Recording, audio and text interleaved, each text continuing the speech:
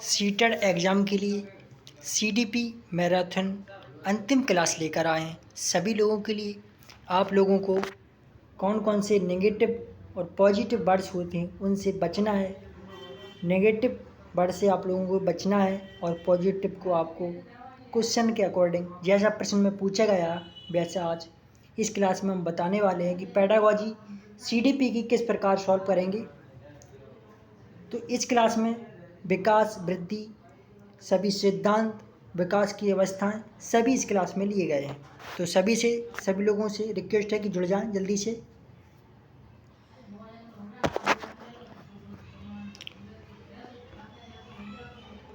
विकास की अवधारणा। विकास क्या है? तो विकास एक क्रमिक परिवर्तन की श्रृंखला है जिसके फलस्वरूप व्यक्ति नवीन योग्यताएं एवं विशेषताएं हासिल करता है। विकास और वृद्धि में अंतर। तो विकास वृद्धि में अंतर। वृद्धि कुछ समय बाद रुक जाती है लेकिन विकास आजीवन चलता रहता है। विकास और वृद्धि में अंतर क्या होता है? पहला अंतर तो ये होता है कि वृद्धि होती है वो कुछ समय बाद रुक जाती है और विकास आजीवन चलता रहता है। दूसरा, वृद्धि मूर्त होती है, विकास अमूर्त होता है। विकास दिखता नहीं है, अमूर्त होता है। जो दिखे ना उसे अमूर्त और जो दिखे उसे मूर्त कहते हैं। सिर्फ तीसरी विशेषता इसकी है। तीसरा अंतर इसका क्या है? सिर्फ शारीरिक होती है। वृद्धि शारीरिक होती है और विकास अत्यंत व्यापक होता है। मात्रात्मक। वृद्धि मात्रात्मक होती है, विकास मात्रात्मक और गुणात्मक दोनों होता है। प्रश्न पिछली बार ये एग्जाम में पूछा गया था कि वृद्धि कैसी होती है। तो वृद्धि मात्रात्मक होती है और प्रश्न पूछा जाए कि विकास कैसा होता है तो विकास मात्रात्मक और गुणात्मक दोनों प्रकार का होता है। वृद्धि दिशा निश्चित नहीं होती। वृद्धि में दिशा निश्चित नहीं होती है, विकास में दिशा निश्चित होती है। वृद्धि और विकास में ये अंतर था। विकास के सिद्धांत।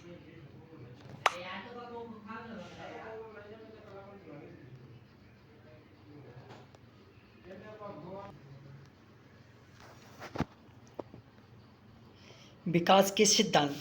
तो विकास के सिद्धांत कौन कौन से?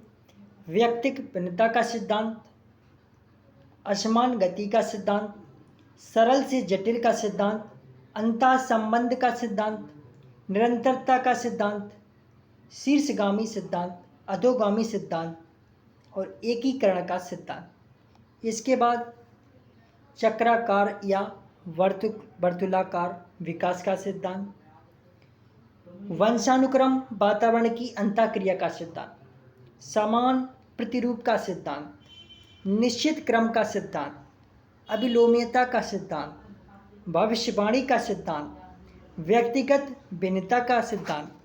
ये विकास के 15 सिद्धांत होते हैं। फिर विकास निम्नलिखित कारकों से प्रभावित होता है। प्रश्न में ये भी पूछा जाता है कि एग्जाम में कभी कभार ये भी प्रश्न आते हैं कि विकास को प्रभावित करने वाले कारक, विकास को प्रभावित नहीं करने वाले कारक। तो विकास को प्रभावित करने वाले कारक होते हैं कौन कौन से? लिंग, आयु, अधिगम, पोषण, वंशानुक्रम, वातावरण, प्रजाति, बीमारी या चोट, संस्कृति, शिक्षा, विद्यालय, शिक्षक। ये सभी विकास को प्रभावित करते हैं। इसके बाद विकास के दौरान होने वाले परिवर्तन। विकास के दौरान होने वाले परिवर्तन। विकास के 4 प्रकार के परिवर्तन हैं। नवीन आकृतियों एवं आदतों का जन्म, पुरानी आकृतियां एवं आदतों का विलोपन, अनुपात में परिवर्तन, वजन, लंबाई इत्यादि में परिवर्तन। ये विकास के दौरान होने वाले परिवर्तन 4 होते हैं। विकास की अवस्थाएं। प्रसव पूर्व अवस्था गर्भ से 40 सप्ताह तक होती है प्रसव पूर्व अवस्था। शेष अवस्था जन्म से 2 वर्ष होती है, जिसको इन्फेंसी कहते हैं। प्रारंभिक बाल्यावस्था 2 से 6 या 7 वर्ष तक होती है, प्रारंभिक बाल्यावस्था। मध्य बाल्यावस्था 7 से 12 वर्ष होती है, मध्य बाल्यावस्था। किशोर अवस्था 12 से 18 वर्ष होती है, किशोर अवस्था।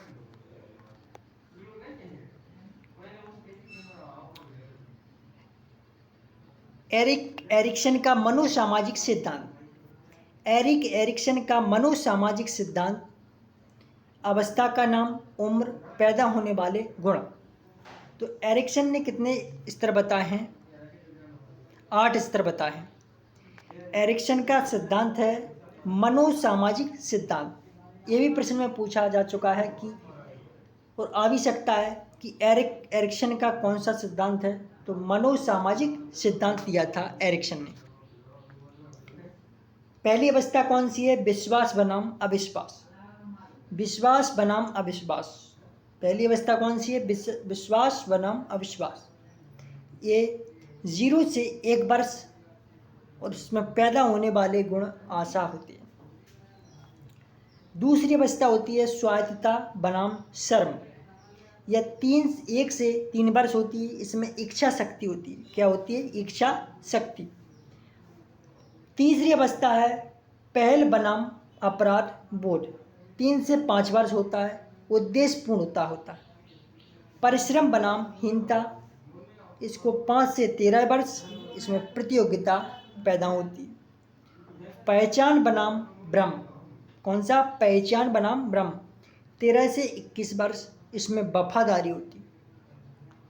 लगाव बनाम बिलगन। कैसा?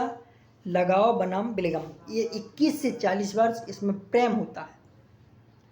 उत्पादकता बनाम स्थिरता, इसमें 40 से 65 वर्ष, इसमें परवाह नहीं होती है किसी भी चीज़ की। संपूर्णता बनाम निराशा, 65 से आगे बुद्धिमानी होती है।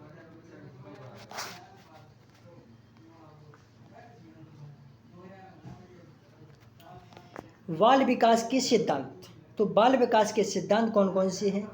लेव वाइगोस्की, इनके सिद्धांत की प्रमुख अवधारणा निम्नलिखित है। वाइगोस्की से सबसे ज़्यादा प्रश्न वाइगोस्की के सामाजिक सांस्कृतिक सिद्धांत से सबसे ज़्यादा प्रश्न सीटेड एग्जाम में पूछे जाते हैं। तो सिद्धांत का नाम क्या है? वाइगोस्की ने अपने सिद्धांत में सामाजिक अंतःक्रिया को सबसे ज़्यादा महत्व दिया है। कौन सा महत्व दिया है? वाइगोस्की ने अपने सिद्धांत में सामाजिक अंतःक्रिया को सबसे ज़्यादा महत्व माना है, इसलिए इनके सिद्धांत को निम्नलिखित नामों से जानते हैं। सामाजिक सांस्कृतिक विकास का सिद्धांत। कौन सा? सामाजिक सांस्कृतिक विकास का सिद्धांत, सामाजिक संरचना का सिद्धांत, सामाजिक संज्ञानात्मक सिद्धांत। इतने नामों से इसे जानते हैं। कितने नाम हुए? 3 नाम। 3 नामों से लेव वाइगोस्की के सिद्धांत को जानते हैं। सामाजिक सांस्कृतिक विकास का सिद्धांत, सामाजिक संरचना का सिद्धांत, सामाजिक संज्ञानात्मक सिद्धांत। सांस्कृतिक उपकरण। सांस्कृतिक उपकरण वाइगोस्की के अनुसार ऐसे साधन जिनसे लोग आपस में जुड़ते हैं, जैसे मोबाइल, कैलकुलेटर, ग्लोब। सांस्कृतिक उपकरण वाइगोस्की के अनुसार ऐसे साधन जिनसे लोग आपस में जुड़ते हैं, जैसे मोबाइल, कैलकुलेटर, ग्लोब आदि।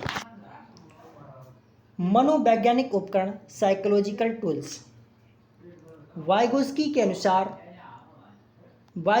अनुसार ऐसे साधन जिनसे लोग अपने विचार प्रकट करते हैं।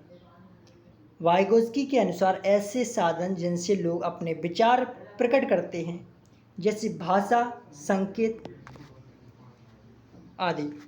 वाइगोस्की के अनुसार बच्चे भाषा सीखने के शुरुआती दौर में वस्तुओं की तरफ उंगलियों से इशारा करते हैं, इसलिए इसे क्या कहते हैं? पॉइंटिंग फिगर कॉन्सेप्ट कहते हैं। इसके बाद ज़्यादा ज्ञानी दूसरा MKO, बालक उसी व्यक्ति से सीखेगा जो उससे ज़्यादा जानकार हो। ज़्यादा ज्ञानी दूसरा, इसका अर्थ क्या होता है?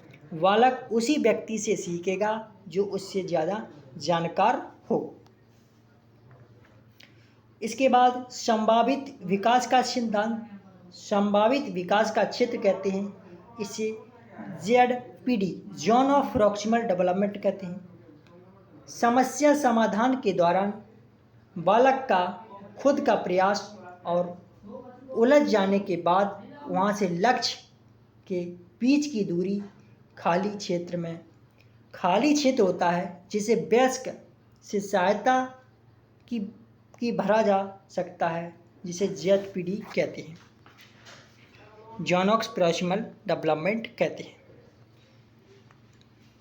अगला पॉइंट है इसका कि स्कैफोल्डिंग, ढांचा, निर्माण, पाड़, पॉइंट, मचान, ये सभी एक ही बातें हैं। कौन कौन सी? स्कैफोल्डिंग, ढांचा निर्माण, पाड़, पॉइंट, मचान, ये सभी समस्या समाधान के दौरान वयस्क द्वारा दी गई शुरुआत, सहायता या इशारा जो सीखने के साथ घटती जाती है, अर्थात अस्थायी होती है। जैसे बालक की उंगली पकड़कर चलना सिखाना या किसी बालक को साइकिल चलाना सिखाना, ये सभी किसके अंतर्गत आती हैं? ये सभी आती हैं स्कैफोल्डिंग, ढांचा निर्माण, पाड़, पॉइंट, मचान, ये सभी एक ही सिक्के के पहलू हैं। इसको सहारा देना भी कहते हैं। इसके बाद नोट, सहायता देना पार्ट स्कैफोल्डिंग कहलाता है, तथा सहायता लेना समीपस्थ विकास का क्षेत्र या ZPD कहलाता है। सहायता देना स्कैफोल्डिंग और सहायता लेना समीपस्थ विकास का क्षेत्र ZPD, zone of proximal development. किसी को यदि सहायता दे रहे हैं तो पार्ट स्कैफोल्डिंग, और सहायता ले रहे हैं तो समीपस्थ विकास का क्षेत्र। अगला पॉइंट है इसका व्यक्तिगत वार्ता, इनर स्पीच या प्राइवेट स्पीच। व्यक्तिगत वार्ता या निजी वार्ता, बच्चे खुद से बातें करके अपने कार्यों की योजना बनाते हैं, इसे वाइगोत्स्की निजी वार्ता कहते हैं। क्या कहते हैं? निजी वार्ता। बच्चे खुद से बातें करके अपने कार्यों की योजना बनाते हैं, इसे वाइगोत्स्की निजी वार्ता कहते हैं। कौन सी वार्ता? निजी वार्ता। तथा इस प्रक्रिया को स्वनियमन, सेल्फ रेगुलेशन कहते हैं।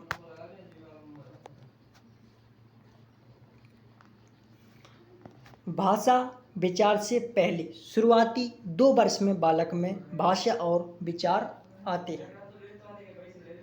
भाषा विचार से पहले वाइगोत्स्की क्या कहते हैं? भाषा विचार पर हावी है, भाषा विचार से पहले आती है। यानी शुरुआती 2 वर्ष में बालक में भाषा और विचार अलग अलग होते हैं, फिर भी भाषा विचार पर हावी होती है। अब मनोवैज्ञानिक अवस्था है। भाषा कैसी है? अब मनोवैज्ञानिक। 2 वर्ष बाद शाब्दिक भाषा का जन्म हो जाने पर विचार प्रकट करना आसान हो जाता है। अतः भाषा वह सड़क है जिसके बगैर कि विचार की सवारी नहीं निकल सकती, मनोवैज्ञानिक अवस्था होती। इसके बाद एक पॉइंट और वाइगोत्स्की से संबंधित आता है एग्जाम में कि पारस्परिक शिक्षण। तो पारस्परिक शिक्षण क्या होता है कि वार्तालाप या सूचना के आदान प्रदान के दौरान दोनों पक्षों का एक दूसरे को सिखाना पारस्परिक शिक्षण कहलाता है। जैसे राम का श्याम को हिंदी सिखाना और श्याम का राम को गणित सिखाना, इसको पारस्परिक शिक्षण कहते हैं। क्या कहते हैं? पारस्परिक शिक्षण। वाइगोत्स्की स्पेशल, तो बच्चे अपने समवयस्कों के साथ अंतःक्रिया करके सीखते हैं। ये पॉइंट बहुत ही इम्पोर्टेंट है IMP। इनसे पेडागोजी बहुत ज़्यादा पूछी जाती है। ये प्रश्न तो कि बच्चे किस प्रकार सीखते हैं, तो बच्चे अपने समवयस्कों के साथ अंतःक्रिया करके सीखते हैं। वाइगोस्की ने पारस्परिक शिक्षण, सामूहिक वार्तालाप इत्यादि को अधिगम के महत्वपूर्ण माना। क्या माना है? अधिगम को महत्वपूर्ण। बच्चे वयस्कों द्वारा जो बिना अनुभव किए सीख लेते हैं, इसे आंतरिककरण कहते हैं। बच्चे वयस्कों द्वारा जो बिना अनुभव किए सीख लेते हैं, इसे आंतरिकरण कहते हैं। कौन? वाइगोस्की। तो वाइगोस्की ने वार्तालाप या अंतःक्रिया करके ज्ञान को निर्मित करने को आंतरिकरण कहा है। क्या कहा है? आंतरिकरण। इसके बाद ग्लोब, नक्शे, कैलकुलेटर आदि को वाइगोस्की ने सांस्कृतिक उपकरण कहा है।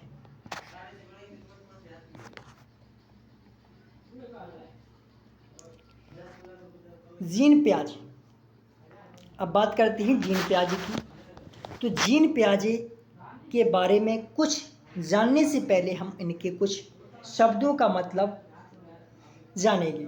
जैसे स्कीम्स यानी स्कीमा, किसी कार्य को करने का सही क्रम या योजना बनाना स्कीमा कहलाता है। किसी कार्य को करने का सही क्रम या योजना बनाना स्कीमा कहलाता है। स्कीम्स कहते हैं क्या? किसी कार्य को करने या सही क्रम या योजना को स्कीम्स कहते हैं। इसके बाद स्कीमा बच्चे की जानकारियों का छोटे छोटे खंड जो एक संज्ञानात्मक संरचना है, जैसे पशुओं और भोजन का स्कीमा होता है। स्कीमा क्या होता है? बच्चे की जानकारियों का छोटे छोटे खंड जो एक संज्ञानात्मक संरचना है, जैसे पशु और भोजन का स्कीमा।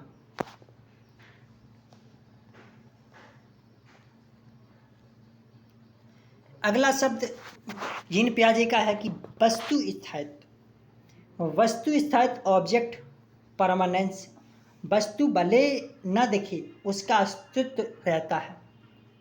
वस्तु स्थायित्व का मतलब क्या होता है कि वस्तु भले न दिखे लेकिन उसका अस्तित्व रहता है।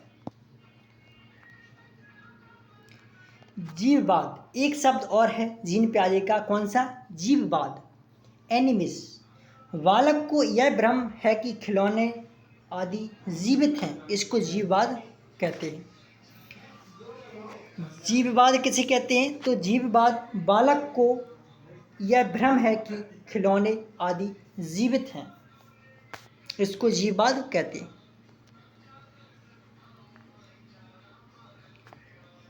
प्रतिवर्ती क्रिया। तो प्रतिवर्ती क्रिया किसे कहते हैं? Reflex action. बालक किसी क्रिया को दोहराकर खुश होता है। प्रतिवर्ती क्रिया, बालक किसी क्रिया को दोहराकर खुश होता है।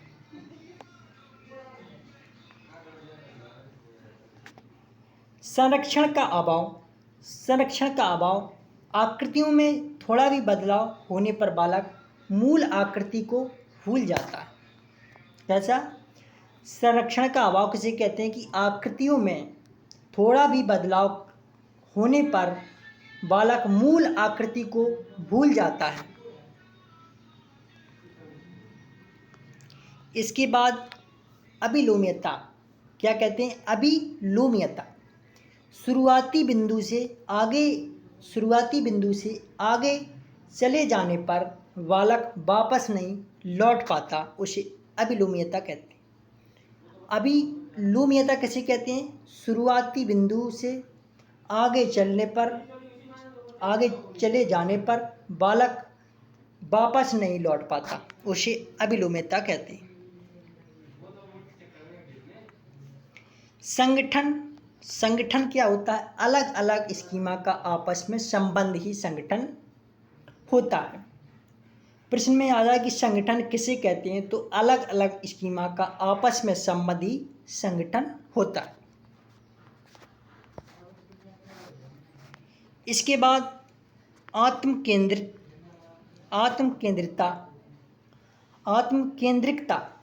बच्चे सिर्फ अपने बारे में सोचते हैं। आत्मकेंद्रिकता, बच्चे सिर्फ अपने बारे में सोचते हैं, उसको आत्मकेंद्रिकता कहते हैं।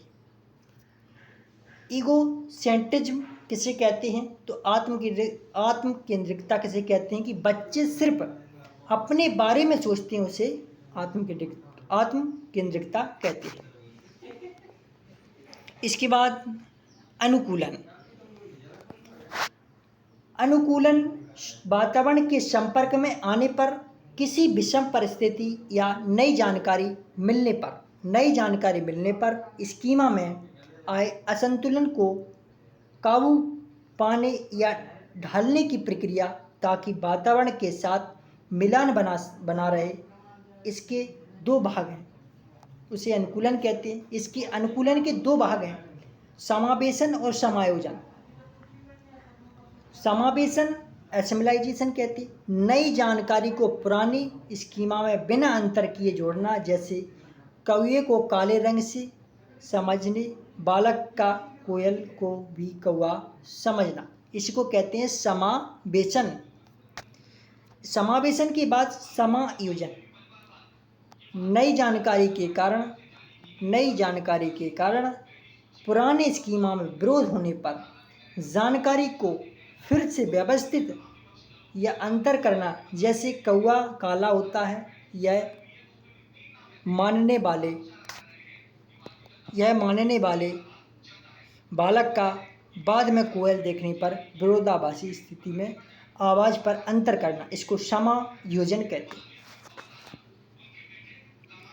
इसके बाद पियाजे का एक और पॉइंट है कि संतुलन किसे कहते हैं। ये एग्जाम में बार बार पूछा जाता है कि संतुलन, तो संतुलन एक संतुलित अवस्था है। संतुलन क्या है? एक संतुलित अवस्था जिसमें बालक की जानकारियों में कोई विरोध नहीं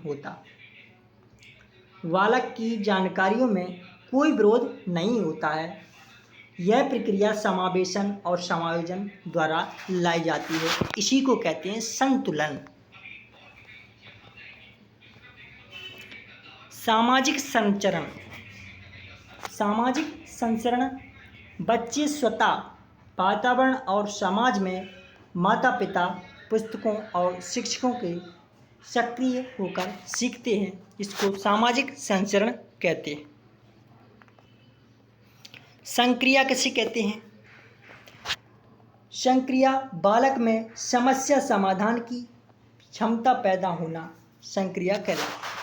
संक्रिया किसे कहते हैं? बालक में समस्या समाधान की क्षमता पैदा होना संक्रिया कहलाती है।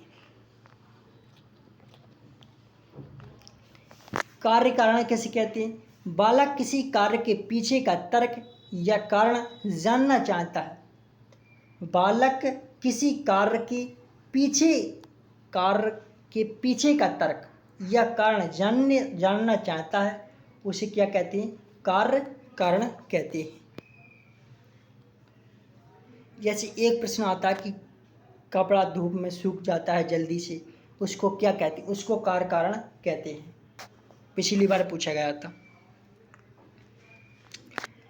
केंद्रीकरण, किसी घटना या वस्तु के एक ही पक्ष तक सीमित रहना, जैसे सीटेड में जूस वाले प्रश्न, ये केंद्रीकरण कहलाता है।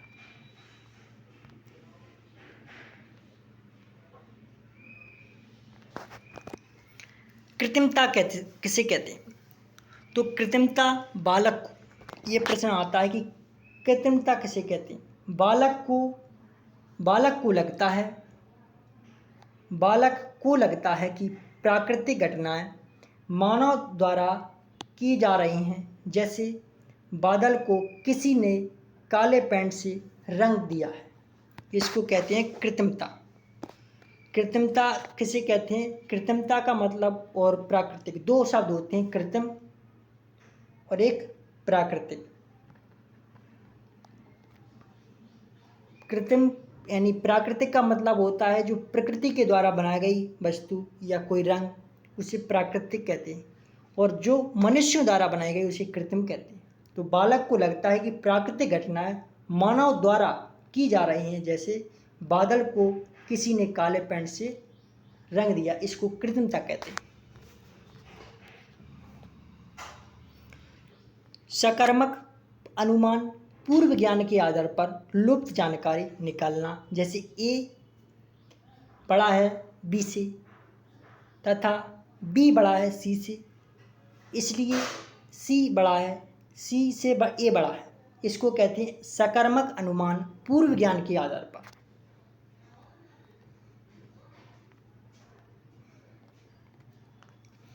इसके बाद अतार्किक अनुमान, क्या कहते हैं? अतार्किक अनुमान। अतार्किक अनुमान बालक द्वारा दो ऐसी घटनाओं में संबंध जोड़ना जो आपस में नहीं जुड़ी हैं, जैसे कुत्ते के भौंकने के कारण बिजली का कटना। अतार्किक अनुमान क्या होता है कि बालक द्वारा दो ऐसी घटनाओं में संबंध जोड़ना जो आपस में नहीं जुड़ी हैं, जैसे कुत्ते के भौंकने के कारण बिजली का कटना। परिपक्वता बालक द्वारा वंशानुक्रम से प्राप्त गुण। परिपक्वता किसे कहते हैं? बालक द्वारा वंशानुक्रम से प्राप्त गुण का सही समय पर प्रकट होना परिपक्वता कहलाता है। अगला पॉइंट होता है क्रमबद्धता। क्या कहते हैं? क्रमबद्धता बालक द्वारा वस्तुओं या घटनाओं को क्रम में लगाना क्रमबद्धता कहलाता। जैसे इस प्रकार ये बालक चीज़ों को क्रम से लगा रहा है, इसको कहेंगे क्रमबद्धता। बालक द्वारा वस्तुओं या घटनाओं को क्रम से लगाना क्रमबद्धता कहलाता है।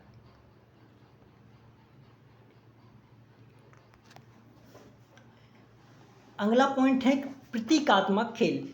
तो प्रतीकात्मक खेल किसे कहते हैं?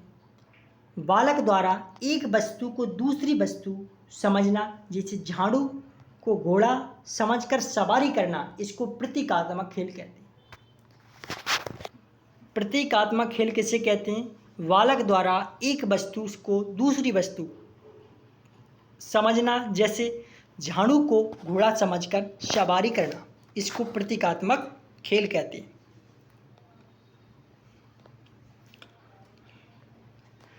लक्ष्योन्मुखी व्यवहार।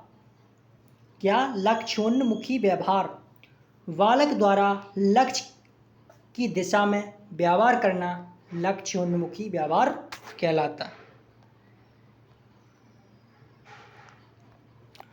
पियाजे के सिद्धांत। हम पियाजे के 3 प्रमुख सिद्धांत का अध्ययन करेंगे। पियाजे के सिद्धांत, हम पियाजे के 3 प्रमुख सिद्धांत का अध्ययन करेंगे। संज्ञानात्मक विकास का सिद्धांत, नैतिक विकास का सिद्धांत, भाषा विकास का सिद्धांत। ये 3 सिद्धांत हैं, इन पर हम विचार करते हैं।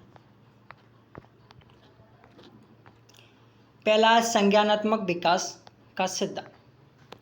तो संज्ञानात्मक विकास का सिद्धांत की प्रमुख अवस्थाएं। मानव शिशु जन्म से ही वातावरण की अनिश्चितता को दूर करने के लिए अनुकूलन करता है। क्या करता है? मानव शिशु जन्म से ही वातावरण की अनिश्चितता को दूर करने के लिए अनुकूलन करता है। इसके बाद संज्ञानात्मक असंतुलन की स्थिति में समायोजन और समावेशन द्वारा फिर से संतुलन बनाता है। इसके बाद संतुलन सिर्फ पूर्व अनुभव पर नहीं बल्कि शारीरिक परिपक्वता, स्नायु मंडल, संवेदी अंगों तथा पेशीय अंगों के विकास पर निर्भर करता है। इसके बाद साम्य धारणा से ही संज्ञानात्मक विकास की आवश्यकता यानी अवस्थाएं बनती हैं।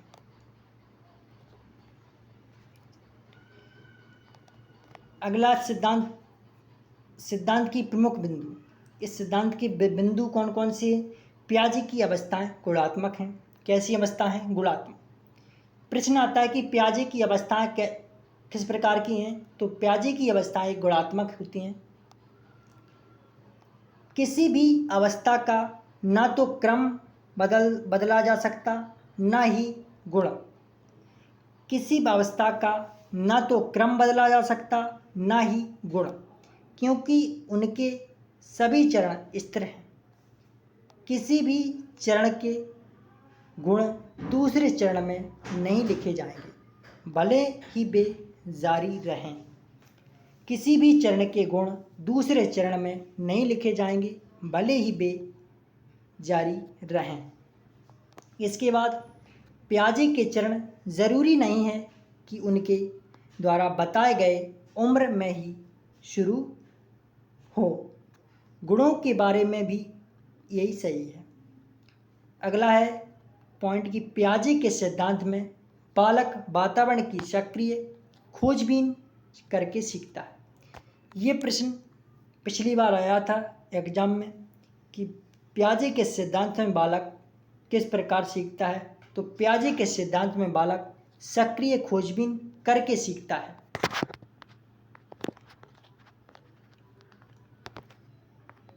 प्याजे का सिद्धांत उनकी एक बेटी और उनकी भतीजे के अध्ययन पर मुख्यतः आधारित है।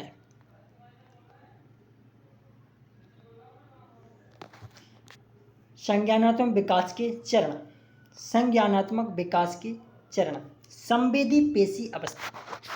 तो जीन प्याजे ने 4 अवस्थाएं दी। इसमें से पहली अवस्था है संवेदी पेशी अवस्था, जो 0 से 2 वर्ष या जन्म से 2 वर्ष होती है।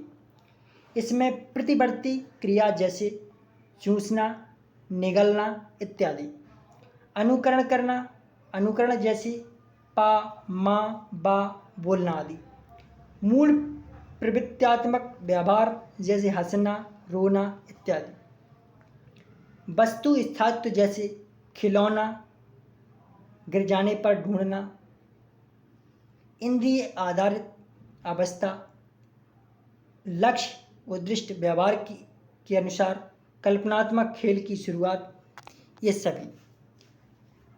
ये पूछा जाता है कि प्रतिवर्ती अवस्था कौन सी है। तो संवेदी गामक अवस्था।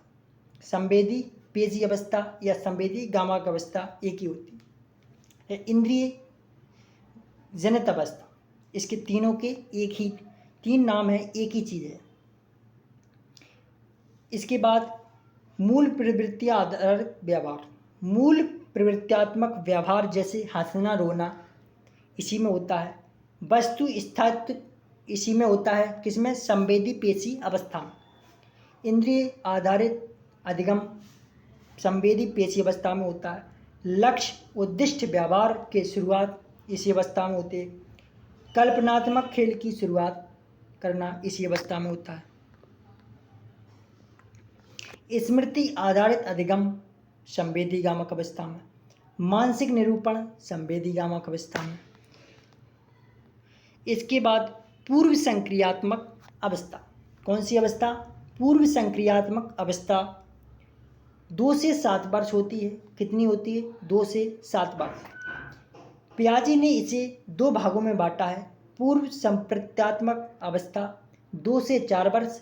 इस अवस्था में बालकों में प्रतीकात्मक खेल का गुण आ जाता है, जिसमें वह एक वस्तु की दूसरी वस्तु समझकर खेलता है।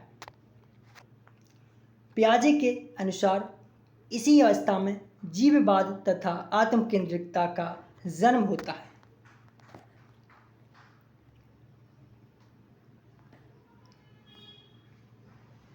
दूसरी बताई इन्होंने अंतर्दर्शी विधि।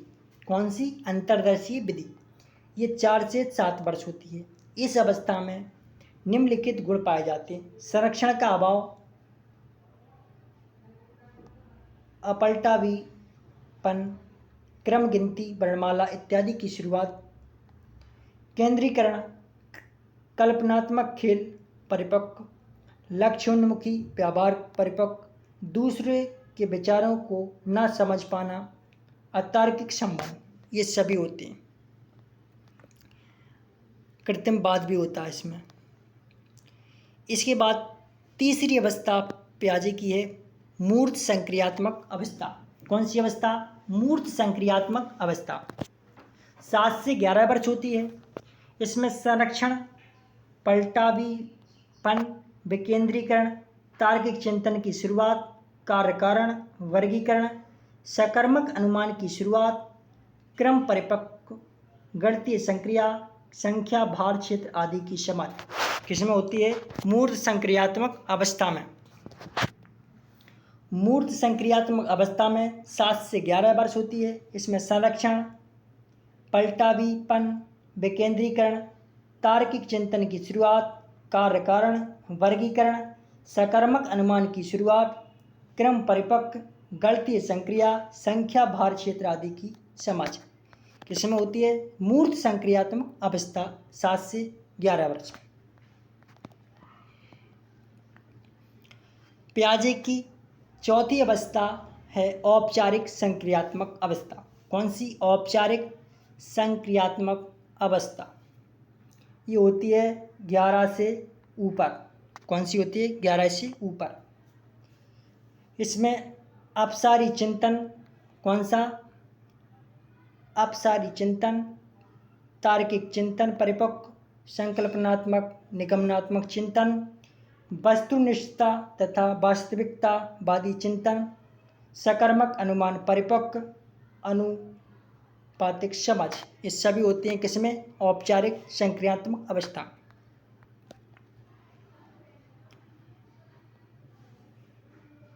अब बात करते हैं नैतिक विकास का सिद्धांत।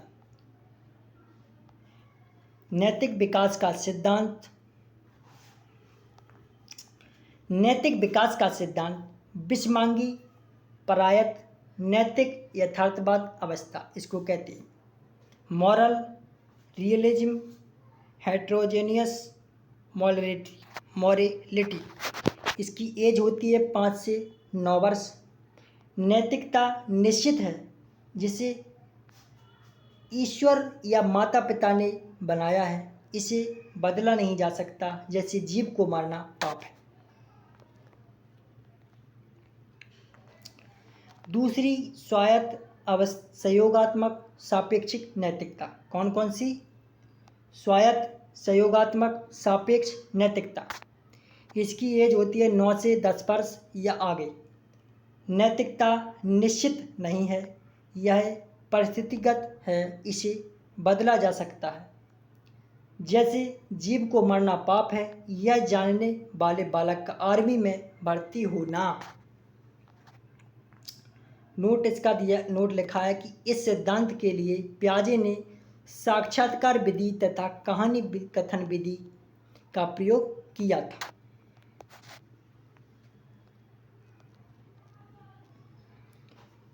भाषा एवं विचार का सिद्धांत।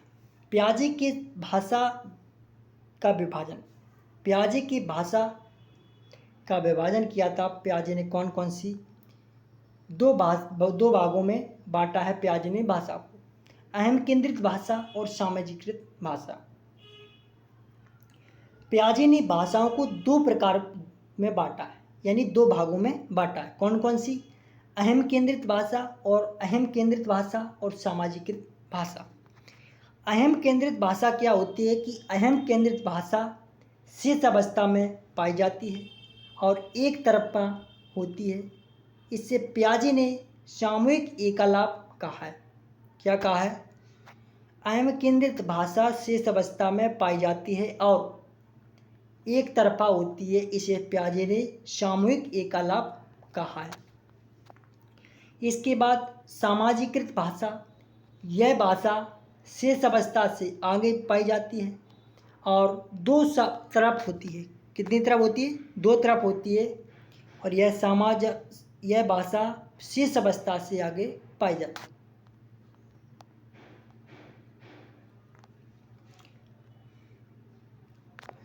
विचार भाषा से पहले तुम एक पागल हो, यह कथन एक प्रेमी एक प्रेमिका से कह सकता है या डॉक्टर एक मरीज से कह सकता है। दोनों जगह भाषा एक ही होगी पर विचार अलग अलग होंगे।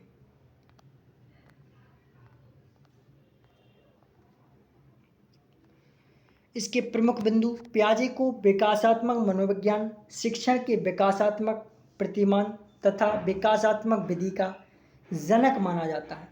पियाजे ने ज्ञान के 3 प्रकार बताए: शारीरिक ज्ञान, सामाजिक पारंपरिक ज्ञान, तार्किक गणितीय ज्ञान। पियाजे संज्ञानात्मक रचनावाद के जनक माने जाते हैं क्योंकि इन्होंने बच्चे को नन्हा वैज्ञानिक माना है जो वातावरण से सक्रिय खोजबीन करके अपने ज्ञान की रचना करता है। पियाजे ने अपने सिद्धांत में भाषा को कम आंका है। पियाजे ने शिक्षक को लचीला और गतिशील माना है। पियाजे ने अपने सिद्धांत में विकास की निरंतरता दिखाई है।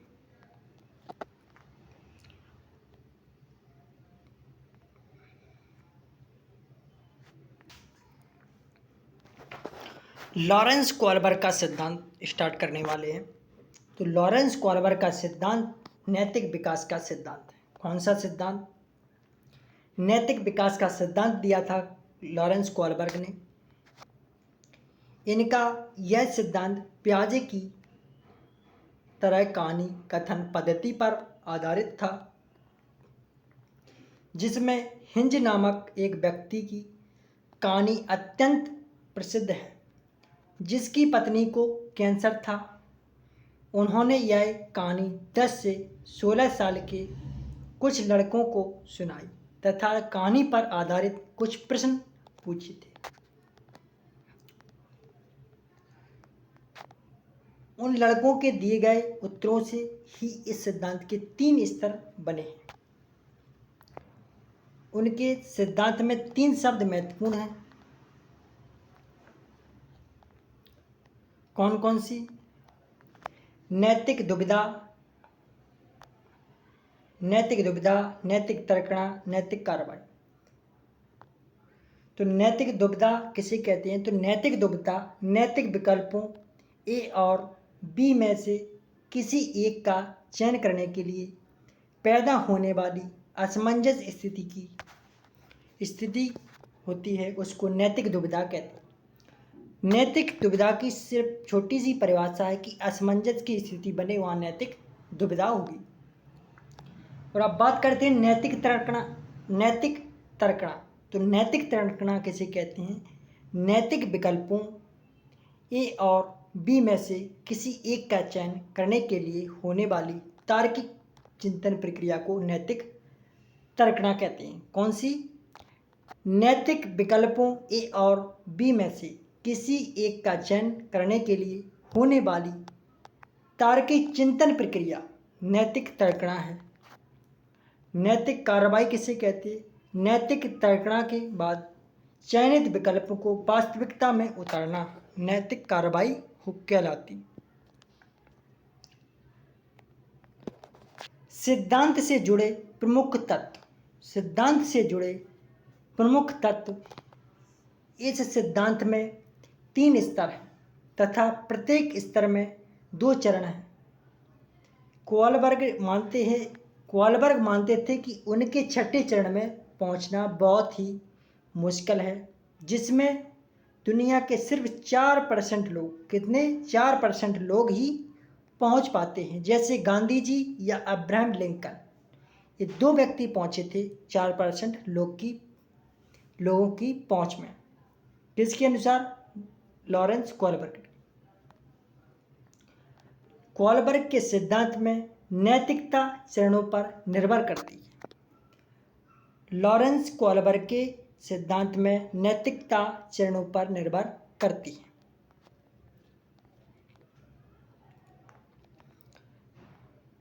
नैतिक विकास के 3 चरण हैं। कौन से? नैतिक विकास के 3 चरण हैं। पूर्व नैतिक अवस्था 4 से 10 वर्ष होती है। दंड एवं आज्ञा पालन। पूर्व नैतिक अवस्था कौन सी है? पूर्व नैतिक अवस्था 4 से 10 वर्ष होती है। इसमें दंड एवं आज्ञा पालन, कुछ भी गलत सही नहीं है, इसलिए इसके लिए दंड मिले बस वही गलत है। जैसे हिंज को दवा नहीं चोरी करनी चाहिए। अगर वह पकड़ा गया तो पुलिस उसे पीटेगी। दंड एवं आज्ञा पालन का ये उदाहरण है।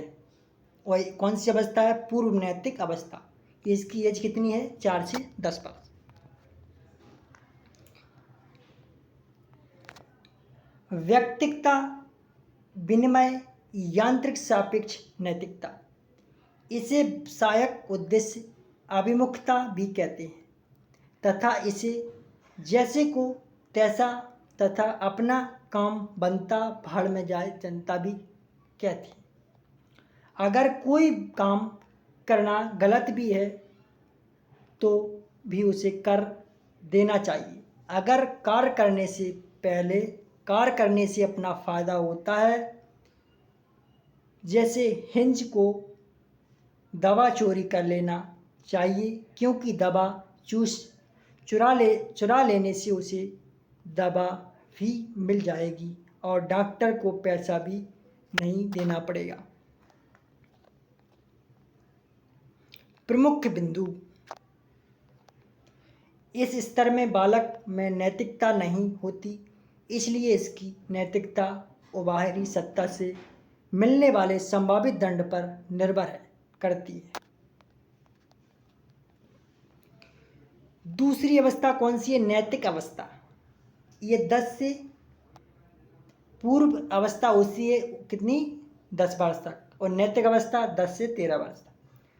इसमें अंतर व्यक्तिक संबंध, अगर किसी बालक किसी कार्य को करने से फायदा ना हो तो भी उसे कर देना चाहिए। अगर कार्य करने से हमारी छवि अच्छी बनती है, जैसे अगर हिंज अपनी बीवी को प्यार नहीं करता तो भी उसे दवा चोरी करना चाहिए, क्योंकि वह लोगों की निगाह में अच्छा पति बन सकता है। ये इसका उदाहरण है। तीसरा चरण इसका है कानून एवं व्यवस्था अवस्था। कानून एवं व्यवस्था अवस्था, इस अवस्था को सामाजिक क्रम एवं व्यवस्था अवस्था भी कहते हैं। भले ही किसी कार्य को करने से छवि अच्छी बनती हो, फिर भी उसे करना चाहिए। अगर वह कानून और नियम के खिलाफ हो, जैसे हिंज भले ही दवा चोरी करके अच्छा पति बन सकता है, फिर भी दवा चोरी नहीं करनी चाहिए, क्योंकि चोरी करना कानून के खिलाफ है। ये इसका उदाहरण है कानून एवं व्यवस्था।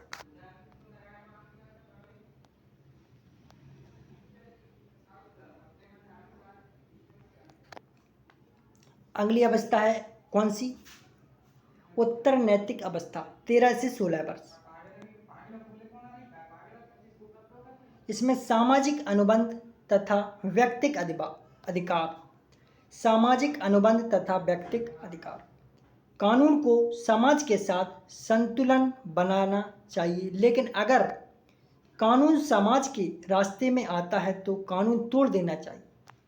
जैसे पत्नी की जान बचाने के लिए हिंज दवा चुरा सकता है, भले ही वह कानून के खिलाफ हो, क्योंकि अगर वह इलाज नहीं करा पाया तो समाज में बोलने लायक नहीं रहेगा।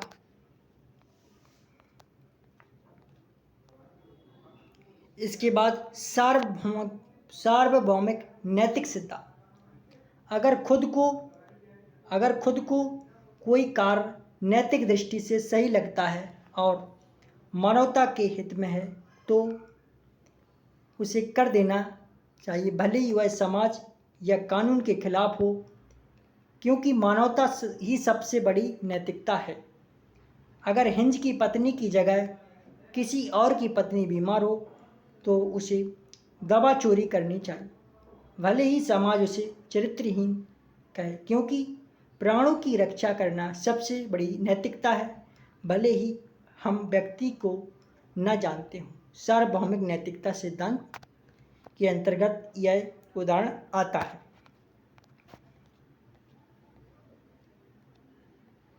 आलोचना आलोचनाएं नैतिक कोलबर्ग के नैतिक विकास सिद्धांत में आलोचनाएं की गई हैं कौन कौन सी, तो देखें। कोलबर्ग का प्रयोग सिर्फ बालकों पर हुआ था, इसलिए महिला मनोवैज्ञानिक कैरोल ग्लिसरिन ने उनके सिद्धांत की महिला नैतिकता पर कुछ न लिखने के कारण उनकी आलोचना की थी। किसने कोलबर्ग की आलोचना किसने की थी? कैरोल गिलिगन ने। किसने? गिलिगन। इसमें वैसे तो इसका नाम सही है कैरोल ग्लिसरिन या कैरोल गिलिगन, दोनों ही सही है इसके नाम। कैरोल गिलिगन ने मानती थी कि पुरुषों की नैतिकता में न्याय अधिक और महिलाओं की नैतिकता में देखभाल अधिक होता है, और इस सिद्धांत में न्याय अधिक है।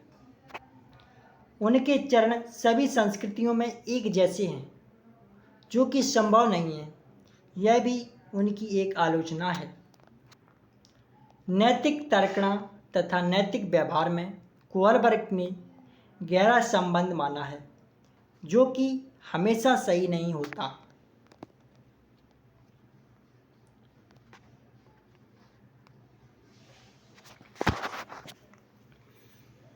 अब बात करते हैं गार्डनर का बहुबुद्धि सिद्धांत।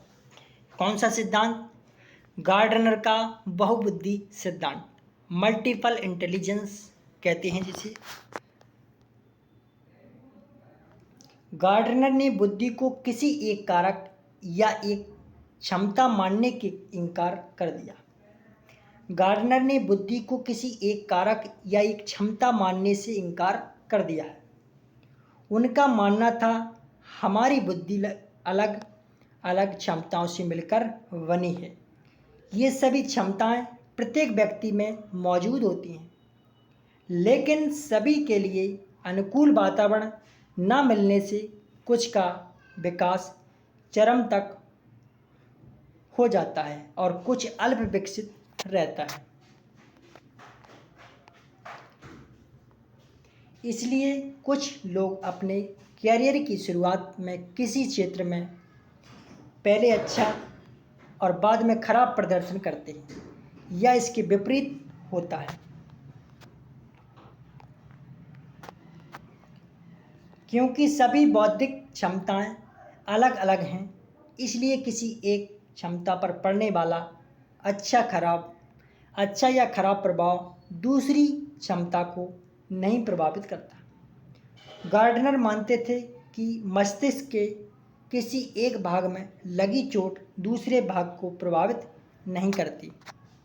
कोलबर्ग ने बुद्धि को एक विलक्षण क्षमता माना है।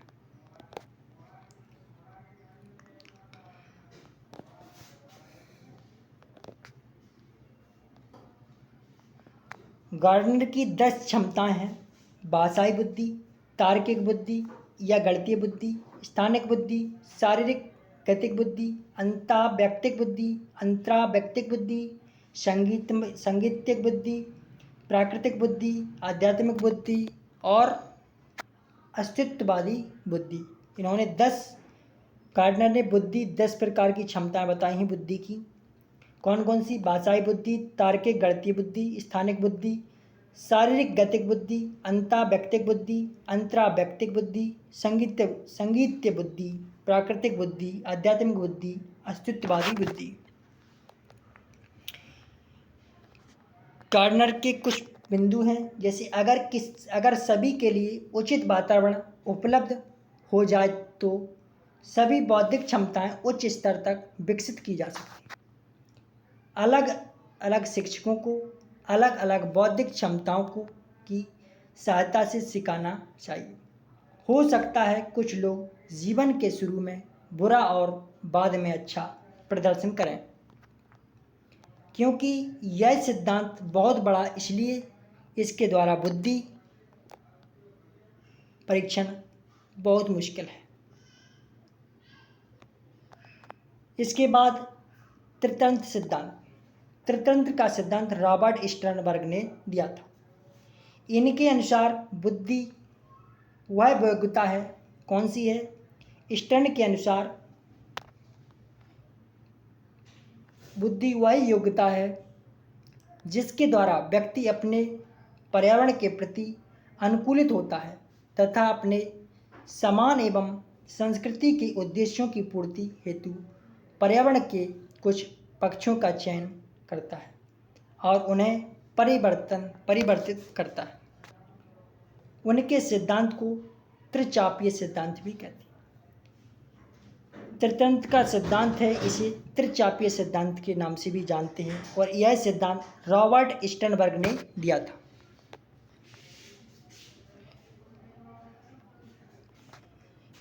उनके द्वारा बताए गए 3 बुद्धि निम्नलिखित हैं। किसके द्वारा? स्टर्न के द्वारा। पहला, घटकीय या विश्लेषणात्मक बुद्धि। इस प्रकार की बुद्धि में वर्तमान सूचना के आधार पर समस्या समाधान होता है। इसके 3 घटक हैं, संग्रहण या आग्रहण, मेटा घटक, क्रियान्वयन या निष्पादन। दूसरी बुद्धि है अनुभविक या प्रायोगिक बुद्धि। इसमें पूर्व अनुभव के इशारे समस्या समाधान ढूंढा जाता है। इसमें 2 तत्व आते हैं, नवीनता, स्वचालन या परिचालन।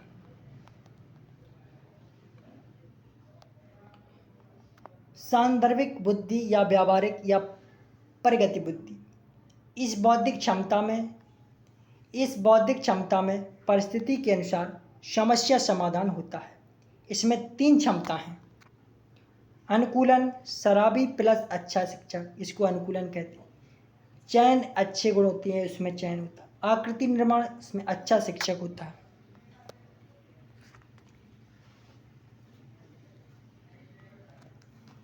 संवेगात्मक बुद्धि। कौन सी बुद्धि?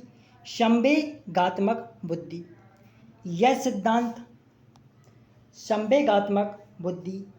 यह सिद्धांत डैनियल गोलमेल ने दिया। संवेगात्मक बुद्धि किसकी है? तो डैनियल गोलमेल ने यह बुद्धि को दिया था। संवेगात्मक बुद्धि को, हमारी बुद्धि हमेशा एक जैसा काम नहीं करती, यह किसी परिस्थिति में मौजूदा संवेगों पर निर्भर करती है। अगर परिस्थिति में यह सकारात्मक से 2 बुद्धि बेहतर कार्य करेगी, अगर संवेग नकारात्मक है तो बुद्धि अच्छी तरह से कार्य नहीं करेगी। उदाहरण, एक विद्यार्थी का एक प्रश्न को घर पर सही और परीक्षा भवन में गलत हल करना, क्योंकि उसके संवेग स्थिर नहीं है।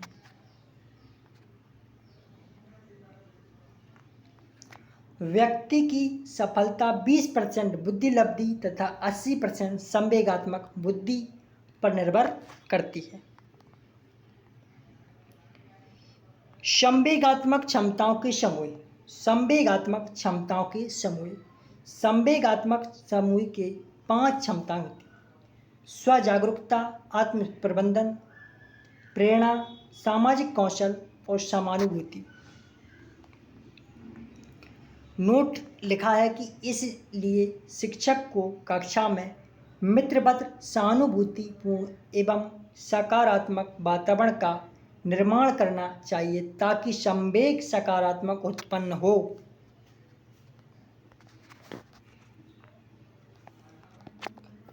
त्रिआयामी बुद्धि का सिद्धांत। यह सिद्धांत जे.पी. गिलफोर्ड ने दिया। किसने दिया? जे.पी. गिलफोर्ड ने। त्रिआयामी के सिद्धांत किसने दिया? जे.पी. गिलफोर्ड ने। इसे त्रिविमीय तथा धनात्मक तथा बुद्धि संरचना एसआई मॉडल कहा जाता है। कभी कभार प्रश्न ये पूछा जाता है कि त्रिविमीय सिद्धांत किसने दिया? तो त्रिविमीय सिद्धांत दिया था गिलफोर्ड ने।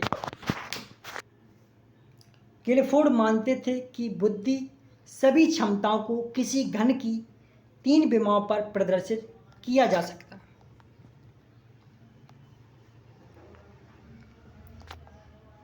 इसके द्वारा बताए गए 3 आयाम निम्नलिखित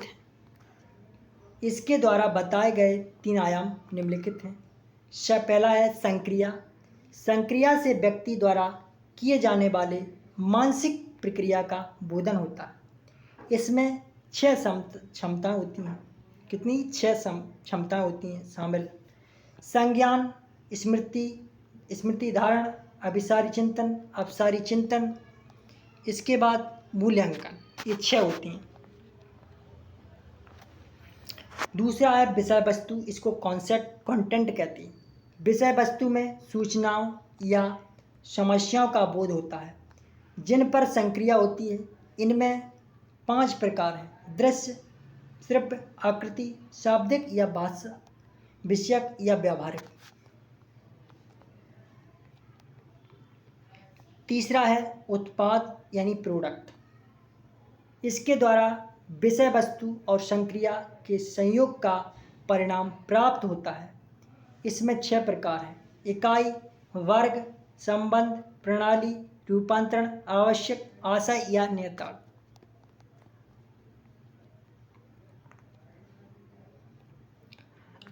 प्रमुख बिंदु इस प्रकार हैं: इस सिद्धांत में 6 संक्रियाएं, 5 विषय वस्तु तथा 6 परिणाम आधार पर हैं, यानी 180 कारक हैं। पहले चिंतन बस सिर्फ स्मृति शब्द का प्रयोग किया जाता है, तब कारक संख्या 4, 5 यानी 120 हो जाती है। पहले इन्होंने चिंतन को 2 भागों में बांटा, तब कारक संख्या 5 × 5 यानी 150 हो गई। अंतिम संशोधन 1986 में हुआ था।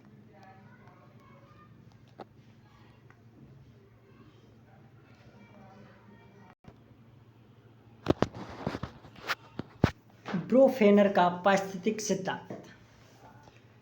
ब्रोफेनर का पारिस्थितिक सिद्धांत, इस सिद्धांत में वातावरण के प्रभाव को 6 स्तरों में बांटा गया। ब्रोफेनर का पारिस्थितिक सिद्धांत, इसके 6 स्तरों में बांटा गया: बालक, उम्र यानी लिंग इत्यादि। सूक्ष्म मंडल प्रत्यक्ष प्रभाव, मध्य मंडल इसको कहते हैं लघु मंडल एवं बालक की अंतःक्रिया, वायुमंडल अप्रत्यक्ष प्रभाव, बृहद मंडल सामाजिक एवं सांस्कृतिक प्रभाव, जीवन मंडल यह प्रभाव संपूर्ण जीवन है। जीवन मंडल यह प्रभाव संपूर्ण जीवन को प्रभावित करता है। इस प्रकार ये मंडल है। ये चित्रात्मक देखें आप लोग, ये मंडल है इसका, इसको कहते हैं मध्य मंडल, मेजो सिस्टम कॉन्सेप्ट, इसको बायो सिस्टम, एक्सो सिस्टम, माइक्रोबायोम, सेल डेवलपमेंट, सामाजिक कल्चर, ये सभी 6 के स्तर हैं। अचूक ट्रिक, कुछ इसकी ट्रिक हैं।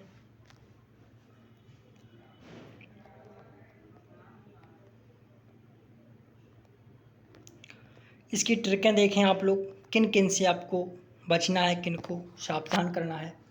यह अचूक ट्रिक है कि बाल केंद्रित शिक्षा कौन सी?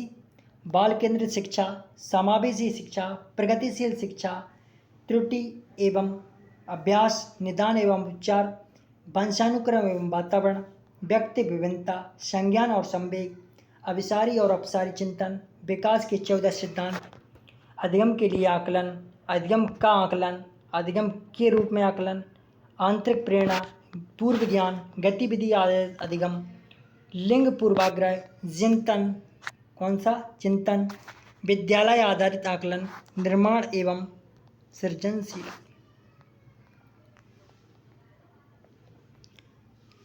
स्टीफन क्रेचर का द्वितीय भाषा अधिगम ग्रहण। किसका? स्टीफन क्रेचर का द्वितीय भाषा अधिग्रहण सिद्धांत। क्रेचर मानते हैं द्वितीय भाषा का अधिग्रहण पहली भाषा के अधिग्रहण जैसा ही होता है। द्वितीय भाषा के अधिग्रहण के लिए ही स्वाभाविक वार्तालाप, सार्थक बातचीत की आवश्यकता होती है, न कि व्याकरण की दृष्टि से शुद्धता प्राप्त करने से।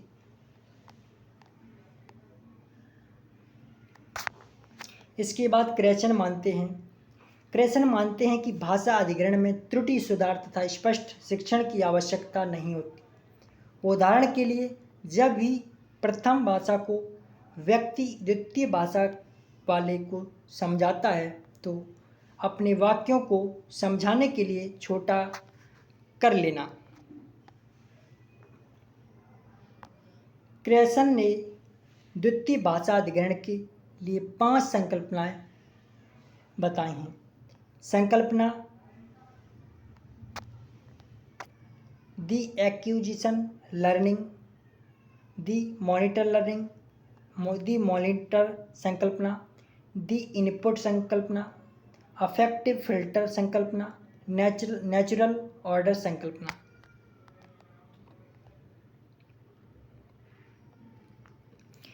इन्हें कुछ हमेशा वरीयता दें जो पॉजिटिव वर्ड्स हैं, जैसे बाल केंद्रित शिक्षा, आंतरिक प्रेरणा, करके सीखना, अंतःक्रिया, विविधता, समावेशी शिक्षा, सतत और व्यापक मूल्यांकन, अधिगम के लिए आकलन, पूर्व ज्ञान या त्रुटियाँ, भ्रम असफलताएँ, परिवर्तनशील या प्रगतिशील शिक्षा, लचीलापन और गतिशीलता, रचनावाद, सृजनात्मकता, त्रुटि एवं प्रयास, समायोजन, अनुकूलन, अन्वेषण या खोज। इनको हमेशा अगर प्रश्न पॉजिटिव वर्ड्स पूछा गया है, सकारात्मक पूछा गया है प्रश्न, तो इनको सबसे ज़्यादा वरीयता दें। इसके बाद इनको वरीयता देने के बाद हमेशा इनसे बचें। ये नेगेटिव वर्ड्स टैग वर्ड्स हैं, इनसे हमेशा बचें। कौन कौन से? मानकीकृत परीक्षण, वेदन और अभ्यास, व्यक्तिगत विभिन्नता में समानता, बाह्य प्रेरणा, लालच, 2 विद्यार्थियों में तुलना, सिर्फ अंक लाने के लिए पढ़ना, व्याख्यान विधि, योगात्मक आकलन, शिक्षक केंद्रित शिक्षा, रटन अधिगम, फूट डालो और राज करो। इनसे हमेशा बच के रहें, इनसे हमेशा बच के रहें। ये हमेशा आपको नकारात्मक, कौन से? नकारात्मक प्रभाव डालते हैं। हमेशा कैसा प्रभाव डालते हैं? नकारात्मक। और इसके बाद ये आपको कौन सी? सकारात्मक।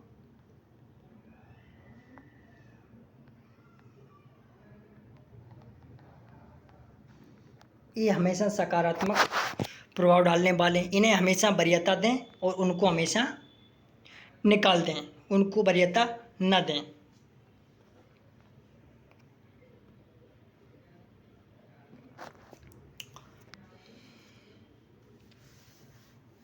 तो सभी लोगों से एक रिक्वेस्ट है कि अनुष्का एकेडमी ग्वालियर परिवार से जुड़ें और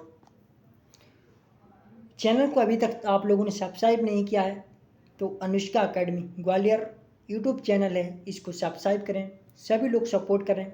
और आज की यह क्लास CDP बाल विकास मैराथन की क्लास अंतिम क्लास थी। इस क्लास को ज़रूर देखें क्योंकि इस क्लास से आपको एग्ज़ाम में 30 से 35% नंबर बढ़ने के चांस हैं। आप लोग इस क्लास को यदि देखते हैं तो 100% 30 नंबर आपके एक्स्ट्रा आएंगे।